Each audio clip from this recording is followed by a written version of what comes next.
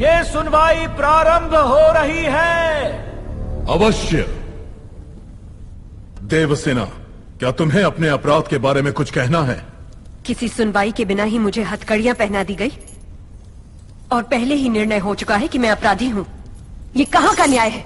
तुम निर्दोष साबित होने तक अपराधी हो, यही माहिष्मति का दंड विधान है। आदिवासी भी जिन्हें घिनौना समझते हैं, उन तौर तरीकों को आप दंड विधान कहते हैं? तो ऐसे दंड विधान को आग लगा दीजिए, अपने न्याय शास्त्र को गंगा में बहा दीजिए, अपने शासन को सूली पर चढ़ा दीजिए। जिस राज्य की मति भ्रष्ट है, उसका माहिष्मति जैसा बड़ा नाम? छी! देवसेना, इस महान साम्राज्य के बारे में अगर एक और अपशब्द भी निकाला। बड़ी बड़ी प्रतिमाओं और ऊंचे ऊंचे सिंहासनों से महान साम्राज्य नहीं बनता राजमाता, एक विशाल हृदय से बनता है। लगता है वो यहाँ किसी के पास नहीं है। धिक्कार है। देख लिया महाराज, आपके सामने इतनी निर्लज्जता के साथ बात कर रही हैं, तो सोचिए मेरे सामने आपके बारे में कितनी तुच्छ बातें कही होंगी। सोच के देखिए महाराज।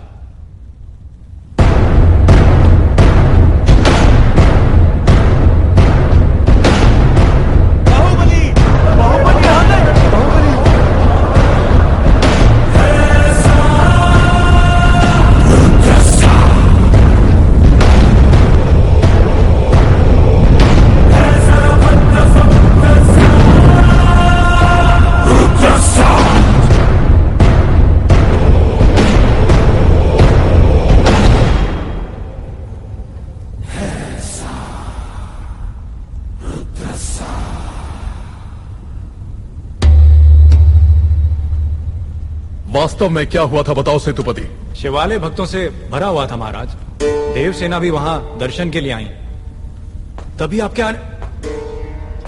आने का समय हो गया था, तो मैंने उनसे कहा कि वो मुख्य द्वार की जगह दूसरे द्वार से आए। बाहु, ये क्या व्यवहार है? तुम पीड़ित को धमका रहे हो। विनती करने से सच बाहर नहीं आएगा महाराज। अपनी हद पार कर रहे हो बाहुबली। एक गर्भवती को बेड़ियों के साथ खड़ा करके ये सभा पहले ही अपनी हद पार कर चुकी है माँ। चाहे गर्भवती हो या वृद्ध, तुम हो या मैं, न्याय विधान सबके लिए एक है। जानते भी हो क्या हुआ था? क्या हुआ था देवसेना? शिवालय में सभी महिलाओं को एक तरफ बुलाया।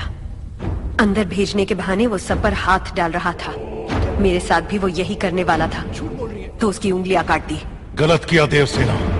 औरत पर हाथ डालने वाले की उंगलियां नहीं काटते, काटते हैं उसका गला।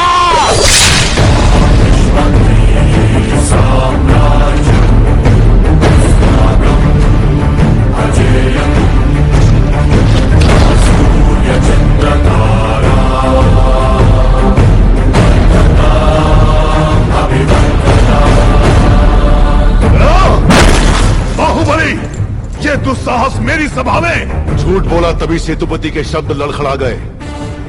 निर्दोष है तभी देवसेना ने निडर होकर सब सच कह दिया। सेतुपति दोषी साबित हुआ, उसका सर कट गया। बाहुबली,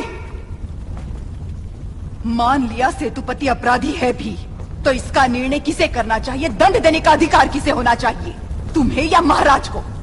या फिर तुम खुद को महाराज मानते हो?